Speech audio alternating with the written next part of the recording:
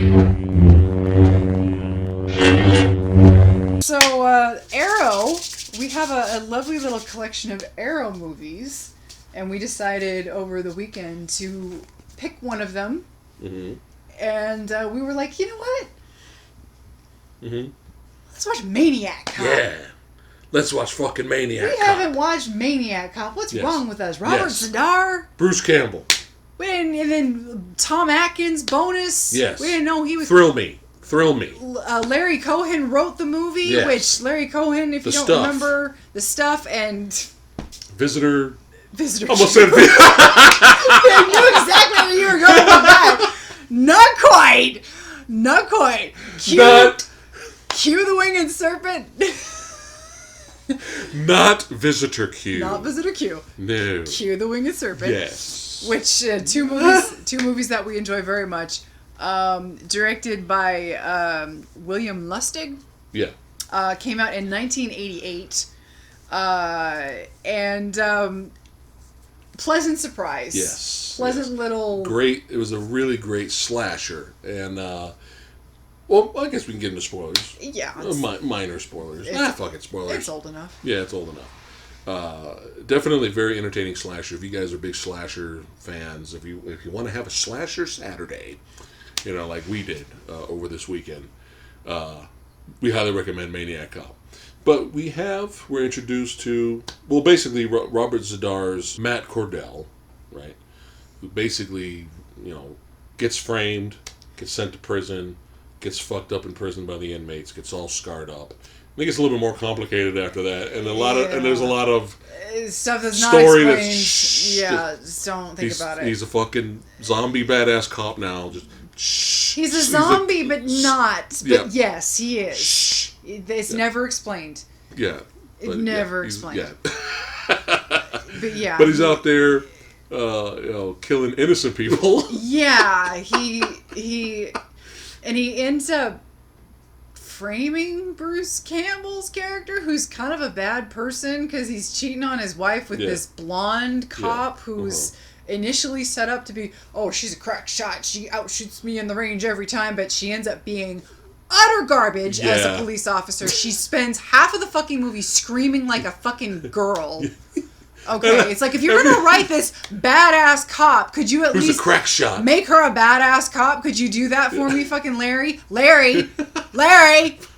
But it was like when she would, every time Maniac Cop would show up, she would be screaming out of her mind to the point where I was just like, "You're a cop! Do something!" Yeah. Or just, they should have just wrote her as the damsel, whatever. The final girl, whatever. But she was supposed to be this hardened cop or whatever. She was absolutely awful. But yeah, Bruce is cheating on his wife with her. Yeah. And the wife is like, she's got her own mental issues. And so she thinks, because she's getting phone calls suggesting that Bruce Campbell is the maniac cop that's doing all these killings and whatnot. Right. And so because he always goes out at night to patrol, and so she follows him one night, and he's patrolling his way to a motel room to go screw Blondie. And so she realizes that, he's actually patrolling with this lady, and so she leaves, and she gets murdered by the maniac cop, and the maniac cop knows where her husband was boning this other chick, and after waits until Bruce Campbell and the blonde leave the room, and then plants the dead body on the bed. I think one of the most unintentionally funny moments was when his wife catches him cheating, and he's all like, "Honey, I didn't want you to find out this way." And I was like, "What the fuck? How exactly did you want her to find out, Bruce?" So, yeah. I was going to write you a letter. I wanted to surprise you. But yeah, so he ends up going to jail for all that. And then the evidence starts to kind of pile up that, he is the one that's doing all this and that and this and that. Then Atkins is kind of initially, though, presented as the main character. Yeah, he's presented as the main character, and you're following him throughout his investigation. You actually meet him before Bruce Campbell's character, so this was kind of like a little twist. It felt like Bruce Campbell was just a side character, really. Yeah. And then Maniac Cop shows up at the precinct, fucks people up, implied, fucks people up. You see the aftermath of all the cops that he kills at the precinct. Yeah. And he gets in a little tussle with Atkins, but he ends up throwing him out of the window, and then he's dead. And then we were all like, what the fuck? They just killed the main guy? Yes, he did. And then literally right after that, it became Bruce Campbell's movie. Yes, it did. And it felt a little weird at first. Atkins did an interview about in the bonus features. He was talking about that. Yeah, the intro to the movie. Well, he had a bonus feature. There was a bonus. Oh, feature. Really? He was interviewing about that. He talks about getting thrown out the window. He was talking about the director. He was like, "Why do you kill me like 25 minutes in? Shouldn't you change that?" And the director's like, "Well, no, because we have you, and that's going to get the audience in, and then that's it. That's all we need you for." So it was kind of a ruse. It was kind of a trick. Wow. But it's kind of, it's kind of clever. At least it was planned. Because Atkins at least it was planned, because at first it felt weird. Yeah, it did. Like, it was like, Tom had to leave to go film another movie, and then, okay, we got Bruce Campbell. Evil Dead 2 was popular at the time. You know, let's have him take over the movie. Yeah. But I guess it's planned, so that's fine. Because, that's actually better. Atkins, he's a solid performer in cult movies and in horror movies and all that. So to have he's great. That kind of a name in your movie. Thrill me. Yeah, to have that kind of a name in your movie and then to kill him off like 35 minutes in. Yeah. That's kind of a ballsy move. So that was kind of it subverted our expectations. That's how you're supposed to do it. Yeah. So good job. Yeah. And then and if you're gonna follow another character, even if he's like a moral jackass, might as well be Bruce Campbell. Yeah. You know, Bruce Campbell. Yeah, you're an adulterer, but you're Bruce Campbell, so you're a likable adulterer. But anyway, useless blonde cop screams some more. Yeah. And we have our little tussle finale between Bruce and Maniac Cop. What I really liked about Robert Zadar's performance in these Maniac Cop movies is that he doesn't speak. It's very rare. It's very rare he doesn't speak. He's just in a big, imposing figure. But what I like about his performance is the little subtle things he does that give his Maniac Cop character, and it's how he flips around his stick, you know, while he's walking down the thing. How he does that, how he just stands there and just kind of does this kind of thing. Yeah. Kind of how he moves and does these little things here and there that kind of, you know, make him look a little bit more of a badass, or make his character, you know, a more interesting, imposing, visual. And yeah, I like that. Yeah. So whether that was Zadar's choice or the director, we don't know, but Zadar did a good job. Yeah. Yeah. Something that really we weren't expecting. Yes. We were not expecting was the stunt dude in this film. Dude. Okay. All right. In these on all three movies. More so in the second film, but I mean, these are slashers. Yeah, these are horror slasher films. Yeah, right. We got the Myers, we got the Jasons, right? Slashers. Yeah, we got the Leatherfaces, right? Action movie junkies, you guys might want to check these out. Yeah. All right. There's not a lot of action in the first film. It's more slasher. But there's stunt work. Yeah. That we were like, oh my god, that stunt guy almost died. Like, like, oh my god. Yeah, like, we got a guy, like, getting hit by a vehicle, like a moving vehicle, and flipping off the vehicle. Full on. Yeah, we got a guy holding on to the side of a moving van. Yeah. It goes off the ramp into the water. It looks like an ice cream truck, but it's not an ice cream truck. Yeah. Holds on to the van while the van drives off of the pier. Not a pier, but drives off, like, that dock. Yeah. And in the water. As the vehicle is flying off the dock into the water, he like pushes himself off of the vehicle and like does a backflip into the water. It's like, and meanwhile the vehicle's like right next to him turning like this. Legitimate. Like this could go horribly wrong. Legitimately impressive stunt work throughout this movie. And then our minds exploded with the second film. So not expecting any of that. So the first movie we found, with the exception of the blonde. Yeah. So it was a nice surprise. Yes. It was a very nice surprise. This is a great slasher. A movie slasher. written by Cohen. Yeah. Tom Atkins surprise. Nice little takeover by Bruce Campbell. We had a Sam Raimi cameo. Yes. It had a little bit of sense of humor, which if you're familiar with Larry Cohen movies, you know that he's got a dark sense of humor. There's this really funny scene with Tom Atkins and the gravelly voice guy. There's a guy in the precinct. Who the fuck are you? Yeah, he said, "Fucking A, I'm a cop. What are you? Fuck you." Yeah. Well, you have the scene where Maniac Cop pushes the guy's head into the cement, the wet cement, and kills him. And then the next scene is because the cement's hard, so he's like face first down in the hardened cement, and guys with jackhammers trying to like cut the body out of the cement, and it just looked hilarious. There's hilarious. Little bits really here and there of dark humor throughout, and that's kind of Cohen's sense of humor. Like if you're familiar with his work. Yeah. So we get done with the first movie, and you're like, guess what? 2 and 3, Amazon Prime. I'm like, fucking do it. Yeah. So unfortunately, the bad news with the second movie is that it's full frame only on Amazon Prime. So it's full frame, meaning what is it? Not widescreen. Yeah, well, yeah. And the sound was really bad. It sounded like you had tinnitus. Yeah. The sound was. Yeah. But we didn't care. We really wanted to see. So the good news, it was the same director. It was not one of those sequels where you got like a completely different writer, a completely different director, and the studios just wanted to kind of like make a quick buck and a quick turnaround. So 2 years later, 1990, we get Maniac Cop 2. We get a quick appearance by Bruce Campbell. Mr. Robert Davi takes over. Yeah. Robert Davi, he was in one of the Die Hards. Remember which one? The first one. Was it the first one? Yeah. Okay. He's in Showgirls also, by the way. He had some memorable lines in that one. I'm not going to get into that.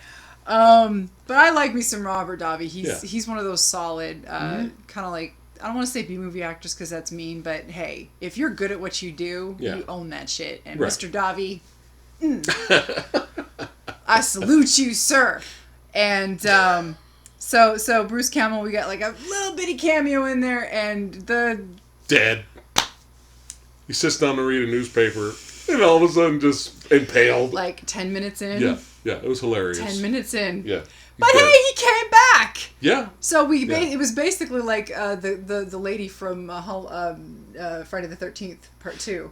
The survivor girl from the first movie. Yeah, she got spiked in the head. She came back just to die. Yeah. So that was kind of fun. We applaud. Yeah, it's like, hey, you might as well. Yeah. And even Blondie, that I did not care for in the first movie, she came back. Actually showed some balls for once. It kind of brought her character a little bit higher, elevated her character. So we get another chick that comes in, who's kind of like the psychiatrist, trying to like, be like, hey, the 2 survivors from the first movie, Matt Cordell, he's dead. He died in prison, blah, blah, blah. You guys are crazy, blah, blah, blah. But then after Bruce Campbell's character's killed off. Yeah, and more other characters. Yeah, and especially after Blondie gets killed, the psychiatrist is kind of like, we got a problem. Yeah. And then Davi gets in on it, and he's like, okay, yeah, we got a problem. And so it becomes those two story kind of trying to take on Blondie, who just did nothing but scream in the first movie and be useless. She at least grabbed a chainsaw. She tried to kill Maniac Cop with it. But then after that, she got her neck cracked. Anyway. She tried. At least she tried, though. Try. And in this movie, we... So the stunts get bumped up in this movie, like So in the first movie, when Bruce Campbell is locked up in the precinct, and we get the aftermath of all the cops getting murdered, we just see their bodies, and then Tom Atkins gets killed. He gets thrown out the window and thrown onto a car, and he gets axed from the film. Yeah. We only see the aftermath of the rest of the police officers that got killed in the precinct. Well, in this movie, we get all the enchilada. Yeah. Everybody jobs like it's a massacre. It's this beautiful RoboCop Terminator style. Let's rewind a little bit. Okay. So we get introduced to this guy that goes around, this crazy guy who looks like anorexic Mick Foley. That's true. Goes around and he's a stripper serial killer, right? Yes. Somehow he runs into Maniac Cop, and they become friends. Yes. And I was looking at her like, this is happening? Is this actually happening? Yes. Like Maniac Cop's following him to his lair. Yes. And he's just hanging out. Yes. He's just hanging out with the crazy guy. Yes. What's up? Okay. What? All right. Let's see where this goes. Yep. And at some point, Mick Foley gets arrested. And then that's why Maniac Cop shows up to the prison. Yeah. That's one of the reasons. And we get introduced to Clarence Williams III. Yes. And a a little cameo from Danny Trejo in there. Yeah, unfortunately, nobody knew what they had with Danny Trejo yet, so he didn't join the little ragtag band of hooligans.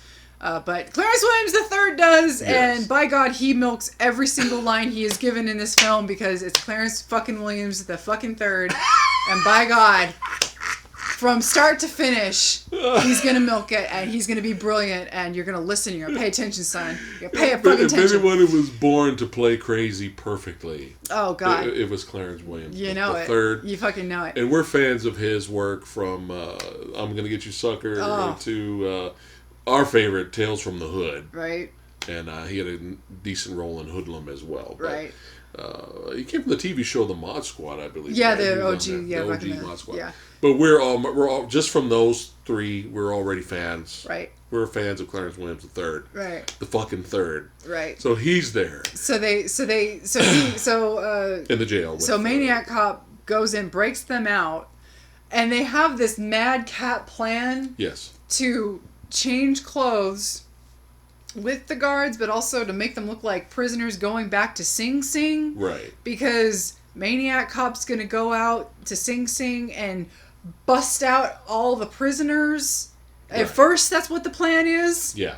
But then Robert Davi's character convinces like the commissioner that fucked over Maniac Cop in the first place to pardon his crimes. Right. And so by the time a Maniac Cop gets to Sing Sing with Clarence Williams III and anorexic Mick Foley, he ends up changing his mind. Yes. His zombie mind. Yes. So by the time he's there, instead of his original plan, he's started to let some of the criminals out.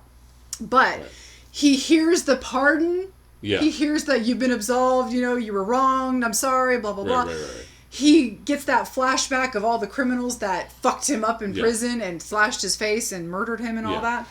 And he finds all of them and he starts to fuck all of them up. So the Clarence Williams III character like has his little mini meltdown, which is glorious. Mommy, don't leave me. He just sinks there, and that's it. You never see his character again. That's right. Before we end it though, let's rewind a little bit. Okay. The fucking stunt work, you guys. Again. The action. Okay, so when Maniac Cop, like you said, when he shows like RoboCop, like it's fucking Terminator, the first movie. When he shows up at the precinct, like it's just like blood squibs. Bodies are flying. Dude, it's fucking dope. Like, we're not expecting this at all. Yeah. Okay? He even, like, fucks one dude up, and the guy... We have wire work in this movie. We have fucking wire work, too. A guy, like, flies across the whole entire precinct. Yeah. Through boards and shit. And we're like, holy fucking shit, man. Yeah. Like, this is, like... And then, like, more stunt work. Like, the Maniac Cop tried to kill the brunette, the doctor. Right? Yeah. He handcuffs her to a car and sets the car in like neutral and drive or whatever. Yeah. And then the car's jumping in and there's somebody hanging on the stunt person's hanging. I mean, and then we get the bus car chases. I'm like, dude, this is fucking legit action shit here in this slasher movie. Yes. So scoring points with me.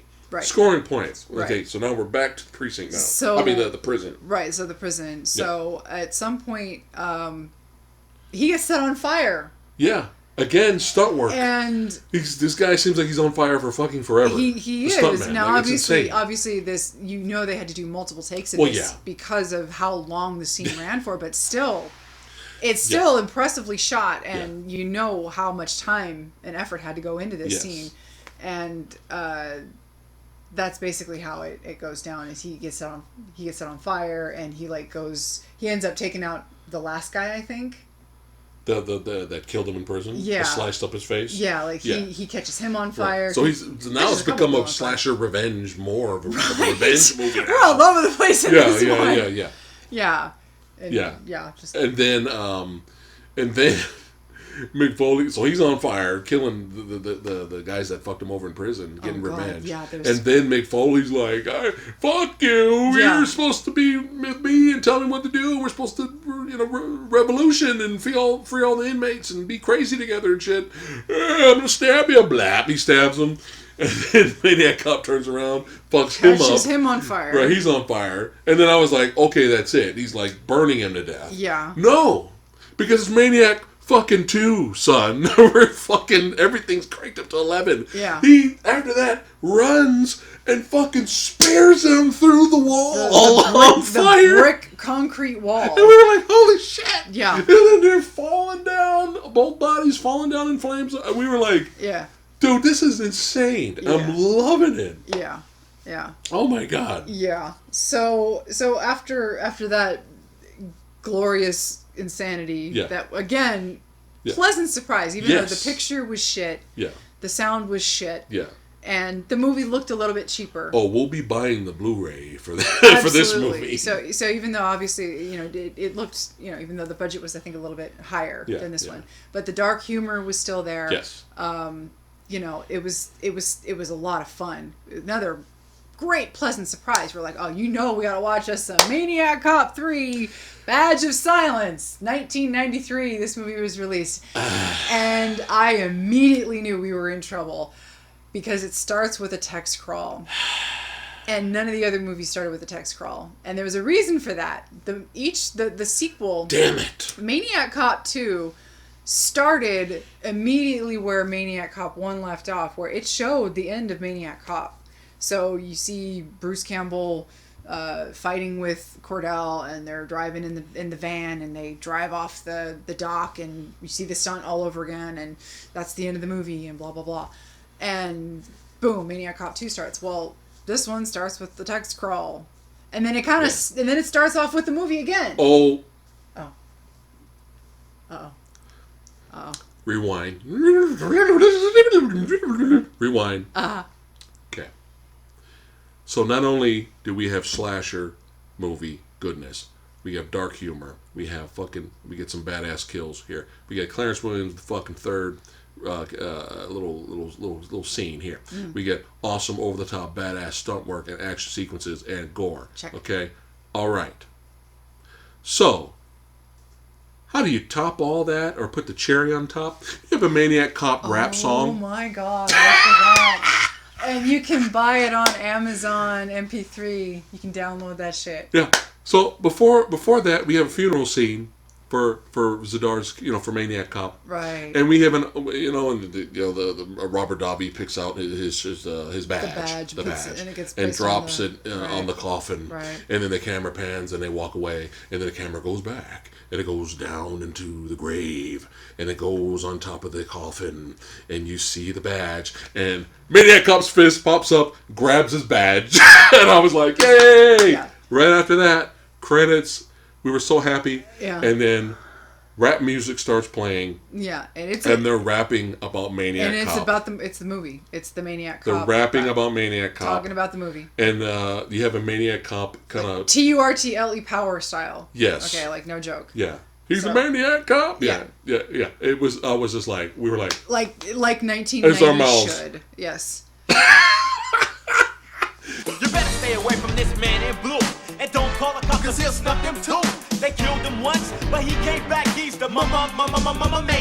So when you're out on the streets and you hear that sound, it probably means that Cordell's around. He's out for vengeance and he can't be stopped. That's why they call him the Maniac Cop. So yeah. Yeah. So out of the three, Maniac Cop 2 is my favorite. Yeah. It's a lot. Okay. Even though you don't have Tom talk Atkins, about the rap. Yeah. We had to talk about the rap. Yeah, so you have the right to remain. So we're already dead. on a high at this point because we've just had two pleasant surprises and we've just gotten a step higher. God damn the third movie. So the third movie again, I already knew something was wrong because of that goddamn text crawl, and then it kind of shows the end of the second movie with the same scene with the casket. You see the cemetery and the casket, but then you get this voodoo chanting guy. Yeah. And I'm like, oh, voodoo resurrection! Even though we didn't need a reason for him resurrecting in the first movie. Okay, whatever. Doesn't matter. Doesn't matter. I'll take it. If it's wacky and stupid, I'll take it. Because I love wacky and stupid. Yeah. It's crazy. I don't care. I love it. I love goofy shit. As long as it runs with it, I'll take it. And it's entertaining. Yeah. And I'm like, at this point, the first two movies, and at this point, I'm under the impression that it's the same writer and the same director. Because that's what it's kind of billed as on, in the credits. So the movie's going, and it just feels wrong. Something feels off, and at least the good thing is this one's widescreen.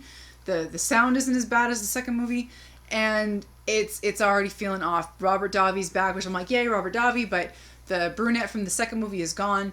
We're introduced to this new blonde chick who's terrible, and they're pushing this relationship. They're pushing this relationship between Davi and this new blonde cop that... You feel like you missed an episode. Yeah, that they're... Or another movie. You're pushing this, that they're close, and that, like, he looks at her like a kid sister, and that they've, like, been friends for all this time, and it's like, really? Okay, if you guys say so, I'll go with it. This was, like, in the beginning of the movie. Very beginning of the movie. And they've even given her this nickname that she's called Maniac Kate, because she's like this take no prisoners, no nonsense, blah, blah, blah, and excessive force type of chick. They set up, I'm throwing this out here, that she's such a badass that they're nicknaming her Maniac Kate. Yeah. Remember that. Yeah, so, and I'm like, okay, I'm willing to meet you on your own terms, movie, but time is passing, and you're not really seeing Cordell, not really seeing the Maniac Cop too much. You're seeing him, and he's like... bad score. First thing you see, it's stock footage of him. Soundtrack. It's stock footage of him walking down the street for no reason. Yeah. We got a new composer. That's something we didn't bring up. You got the composer Jay Chataway. He did a lot of Star Trek TV back in the day. He did the first two films, so we had a concurrent theme going throughout the movies. Yeah, that classic theme from the first two movies. Nowhere. So unfortunately, nowhere in this movie. We get a new composer in this movie, and I mean, I'm sure Joel Goldsmith did the best he could with what he had to work with, but it was very synthesizery, and it was distracting. Dropped the theme altogether in this one, and it just didn't work because it sounded a lot cheaper. Yeah. And it was, like you said, very distracting, and very. It just sounded cheap. Yeah. It sounded very cheap. Yeah. And played very loudly throughout the film. And when nothing was happening? Well, nothing was happening, exactly. And the body count was just not happening. Yeah. Jackie Earle Haley shows up at one point, and he's in the movie for a while. The kills sucked. Yeah, they weren't good. The stunt work was off and on. Yeah. And until the finale, which we'll get to. We're not there yet, though. And so the movie's just going, and it's dragging, and we're both just sitting here like, this is painful. And it's hard to really explain to you exactly because the movie is so unmemorable. Yeah. Until the finale. Yeah. So things are just not happening. The deaths all suck. Yeah. You end up in this hospital. Because Maniac Kate tries to stop Jackie Earle Haley. Yeah. She ends up getting brain dead. She gets shot, yeah. She gets brain dead. He gets shot, and he's in the hospital. She's in the hospital. The voodoo guy. What was his motivation? I don't know. I don't fucking know. All I know is that we find out through him that Maniac Cop is lonely because he's undead and in the world alone. And so he wants the blonde cop to be his girlfriend or wife now? So you're hearing this, right? You're hearing all of this, and the fact that she's called Maniac Kate. So first thing that pops into my head, holy shit, are we gonna have a fucking Bride of Frankenstein movie? Are we this is where you had to shut me up because I was getting excited. Yeah. I was getting hopeful. Yeah. I was like, oh my god, are we gonna have zombie Maniac Cop with zombie Maniac Kate going around fucking shit up? Yeah. Guns a-blazing. We have a slasher team duo now. Yeah. So this is what I was hoping was going to happen. Yeah. And then you had to smack me back into reality. Because the movie was not giving me that vibe that it had the ability to go in that direction. I was so fucking bored. So Davi meets up with this doctor that's looking after Jackie Earle Haley. Another useless blonde. And she was equally as useless, and she ended up getting on my nerves a whole lot. because she ended up being reduced to this simpering, screaming head by the end of the movie, where she was just doing nothing but screaming her fucking mouth out. It's like, this is why I. Like the brunette. I'm not really. going to say it anyway. Yeah, but the brunette in the second movie she wasn't useless. She was like the best female character out of the series. So we're literally like batting 1,000 with our women characters. Cohen doesn't like blondes. Apparently not. And so they start developing a romantic relationship out of fucking nowhere. Out of nowhere. Which is awful and awkward. Yeah. And so by the end of the movie, Zadar kidnaps the comatose, brain dead cop, takes her to the lair, and you're gonna have to help me out here because I've already started to forget what led up to the finale. So he kills the voodoo priest because he can't bring her back, because I guess he refuses because the spirit won't come back. I thought he tried, but but the him. spirit refuses to come back. Right. So she's dead. So Maniac Cop shoots him with a shotgun. So he gets killed. So now he gets no bride of Maniac Cop. Yeah. So now there's that. The whole thing has been pointless. The whole thing has been jerking you around, cock tease, waste of time. It didn't happen. Yeah. So he ends up getting set on fire again. Right. And she ends up getting set on fire too. Right. So they're both set on. So her body's destroyed. He's got set on fire. Right, and it would have made it a pretty cool, interesting visual if the movie ended that way, or if we actually got Maniac Kate. Yeah. Because it's pretty cool looking of him on fire, carrying her corpse on fire through the church, or whatever they were at. Yeah, it was like some underground visually thing. It looked kind of cool, but the fact is we didn't give a shit. Right. We didn't care. We had blue balls. Right. And then we had a really bad synthesized score. And we were irritated. The score was ruining. We were irritated to scene. death at this point because we had two good films and this movie had just gone south. And we were like, what the fuck Barely happened? any kills. Barely any stunts. Anything. Like, we had so stock boring. footage, which we had never had in the second movie. We did not have stock footage in this movie. Well, the only stock footage we had was the flashback sequence, which is like, okay, fine. But this movie had stock footage that was not related to a flashback sequence, which was like, strike. Yeah. That's a foul. And the Jackie Haley character with the other criminals that were with him, they all get shot the fuck up and taken out, like Chow Yun Fat John Woo style, by Robert Davi. Does all this cool gunplay shit, which you think I would be really excited for.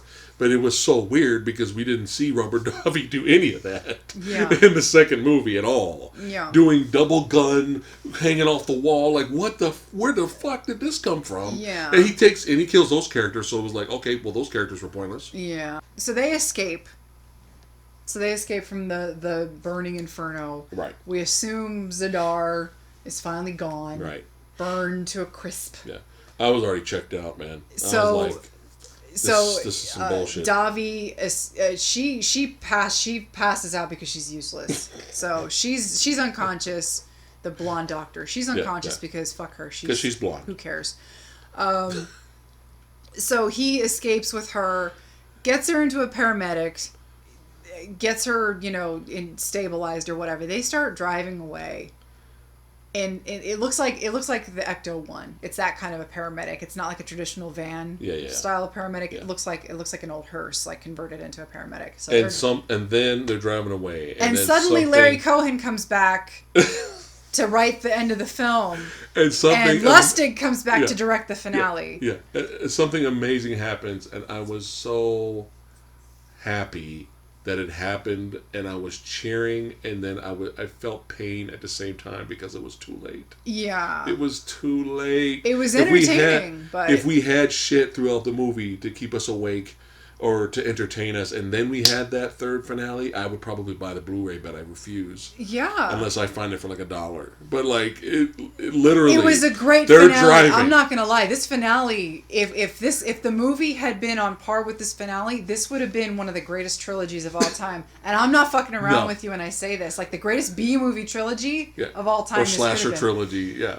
So they're driving away, and everything's okay. And all of a sudden, Maniac Cop, who's still fucking on fire, is driving up in a cop car on the side of them.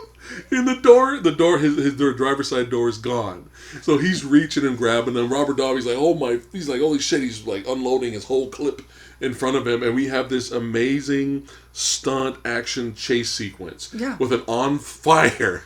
And he's on fire the entire chase sequence till the end of the movie.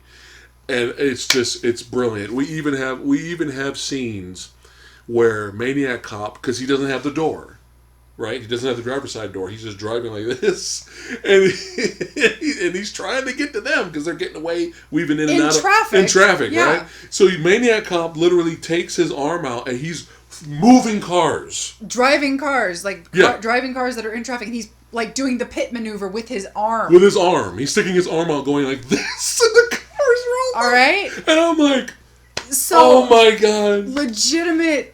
Entertaining, yes, brilliant what the finale. Fuck was this? And this kept going. This was at least 7 minutes. Yeah, this was a lengthy, stunt heavy, like legitimately entertaining sequence. And I'm telling you again, if this had just been the whole movie, and so this whole finale takes place, and we're just like, oh my god, where the fuck was this? Yeah.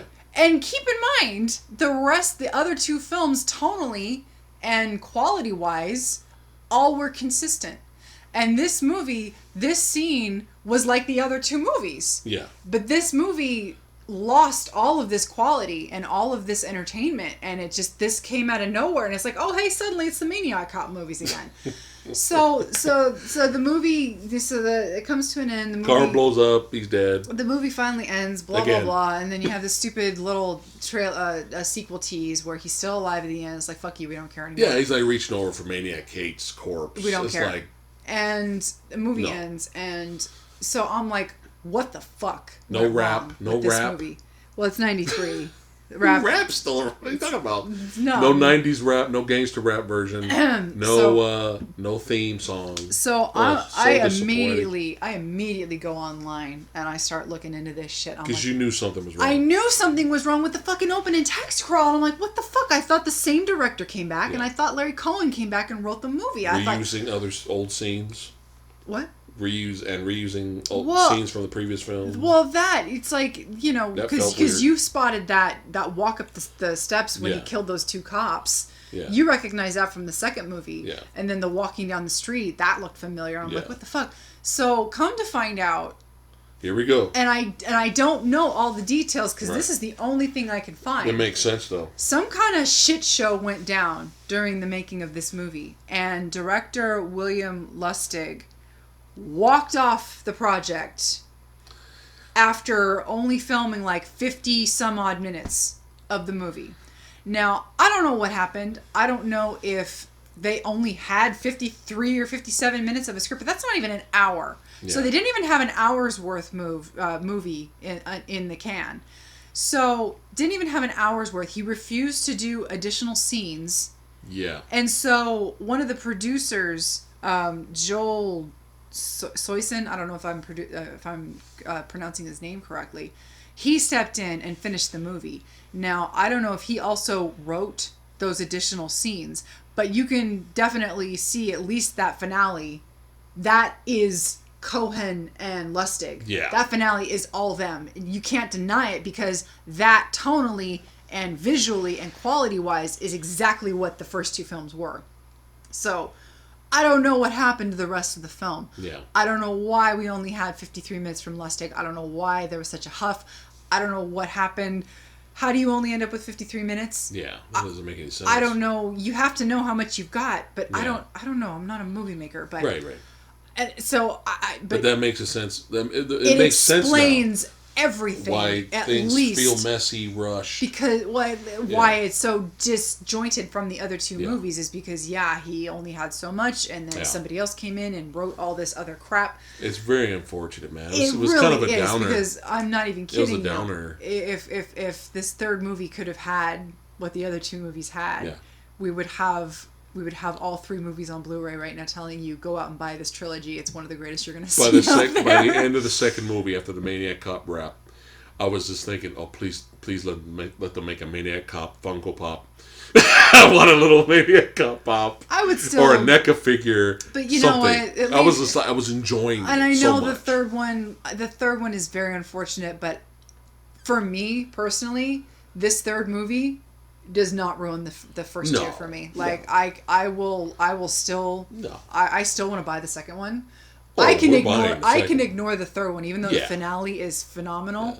The finale, I'm not even joking. If you can look up the finale to this movie on YouTube, it's brilliant. Yeah. But with him punching out of the casket, grabbing his badge, pulling it down, and then ending with the rap song. No. That's as good as it's going to get, and you can totally end it right there. Yeah. Yeah. You know. Yeah. And then just like have a highlight reel with just the finale of the third movie. Just do that. Just have that. But yeah. I can at least highly recommend the first two. Yeah, and it's funny because the third film and how it turned out, we feared was going to be the second movie. Yeah. Because with a lot of, horror films and slashers and whatnot, the sequels, usually 60% of the time they dip in quality or they suck with sequels. Yeah. Or you get some good ones here and there. It's, it's rare. Mm-hmm. But it is what it is. Yeah. But I'm still glad we watched, even the third one, I'm glad we watched all three. Yeah, the finale at least, we got that. Yeah. It was at least, but it was fun. If any of what we've been talking about sounds interesting to you guys at all with Maniac Cop series, at least the first two films, we highly, highly, highly, again, recommend you guys watch the first two. Maniac Cop Rap. Yes. That's I'm gonna buy it. Yes! I think we should rock.